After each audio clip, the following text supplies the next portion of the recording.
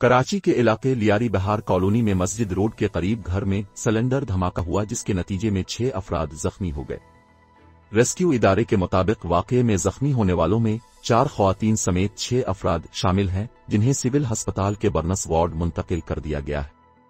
सुबह सवेरे पेश आने वाले वाकये में 40 साला जमीला, 20 साला सोबिया शहजाद, 30 साला फरहत, 45 साला उस्माना, 20 साला हुसनैन और 18 साला हुनैन जख्मी हुए। वाकये की तहकीकात के लिए पुलिस जाए वकूअ पर पहुंची और शवाहिद इकट्ठे किए। वाज़ेह रहे कि मुल्क के बड़े शहरों में गफलत के बाइस सिलेंडर फटने के वाकयात अक्सर पेश आते रहते हैं।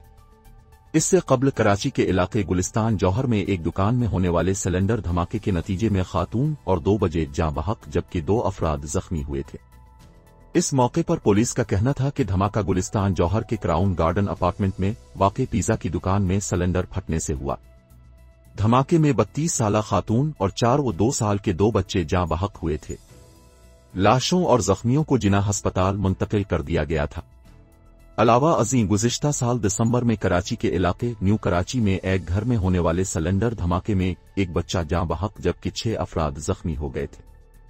पुलिस ने बताया था कि न्यू कराची सेक्टर 5D में दुआ चौक के करीब एक मकान में सिलेंडर धमाका हुआ। पुलिस के मुताबिक धमाके के बाद आग बेजानी वाली गाड़ियां और पुलिस हिफाजती सामान के साथ मौके पर पहुंच गईं।